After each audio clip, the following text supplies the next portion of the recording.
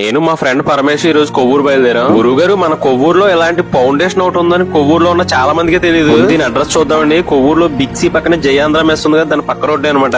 పేరేమో ఆశ్రయ ఫౌండేషన్. మొత్తం చారిటీ ఫండింగ్ మీద నడిచే ఒక మంచి సేవా సంస్థ అని చెప్పుకోవచ్చు మనం. ఇక్కడ ఎలాంటి సేవా కార్యక్రమాలు జరుగుతాయో, ఎందుకు జరుగుతాయో తెలిస్తే మీరు ఆశ్చర్యపోతారు. వీడియో పూర్తిగా చూడండి, మీకు మొత్తం అర్థం అవుతుంది. మేడం గారి పేరు పల్లవి, సార్ పేరేమో విజయ్. కనపడుతున్న సార్ పేరు డాక్టర్ రవికిషోర్, ఆయన వేములు. ఫౌండేషన్ స్థాపించింది ముగ్గురు అనమాట. ఈ ఆశ్రయ ఫౌండేషన్ ముఖ్య ఉద్దేశం ఏంటంటే, లైఫ్ లో చివరి స్టేజ్ ట్రీట్మెంట్ ఉండదు, ట్రీట్మెంట్ చేసిన బతకరు అనే వాళ్ళని వీళ్ళు చేరదీస్తారనమాట. ఇందులో ఎక్కువ శాతం క్యాన్సర్ పేషెంట్లు స్టేజ్ 4 కూడా దాటిపోయి ట్రీట్మెంట్ చేసిన బతకరు అనే వాళ్ళు మాత్రం ఇక్కడికి ఎక్కువ మంది వస్తారు.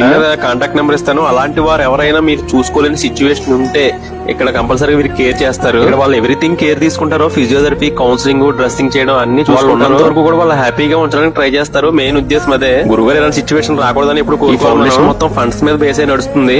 అలాంటి సిచ్యువేషన్ ఎవరినైనా ఇక్కడ అడ్మిట్ చేయొచ్చు. ఫండ్స్ అనేది మిమ్మల్ని ఏం అడగరు. కాకపోతే మీకు తోచినంత, మీకు ఉన్నంతలో ఫండింగ్ ఇవ్వచ్చు ఇక్కడ. కానీ ఇక్కడ కేరింగ్ మాత్రం చాలా బాగా చూసుకుంటారు. వారు ఎవరైనా చివరి స్టేజ్ లో ఉన్నప్పుడు, వాళ్ళని ఎవరో చూసుకోలేని సిచ్యువేషన్ ఉన్నప్పుడు, వాళ్ళకి ఎవరో లేనప్పుడు కూడా వీళ్ళు కాంటాక్ట్ అవ్వచ్చు. కాంటాక్ట్ అయ్యి మాట్లాడండి, వాళ్ళే వచ్చి తీసుకెళ్తారు. మిమ్మల్ని మేడం ని, సార్ ని, ఇక్కడ ఉన్న స్టాఫ్ ని అందరినీ మెచ్చుకోవాలి. చాలా ఓపెన్ గా పనిచేస్తున్నారు అందరూ కూడా. కొంతమంది పేషెంట్లు ఇక్కడికి వచ్చాక నార్మల్ అయ్యి మళ్ళీ తిరిగి ఇంటికి తీసుకెళ్లిన సిచ్యువేషన్ కూడా ఉన్నాయంటారు. ఒక అంబులెన్స్, ఒక మినీ వ్యాన్ కూడా ఉన్నాయి. ఈ మినీ వ్యాన్ డొనేట్ చేసింది దీప్తి స్కూల్లో చదువుకున్న మన డైరెక్టర్ రాజమౌళి గారి బ్యాచ్ అంట.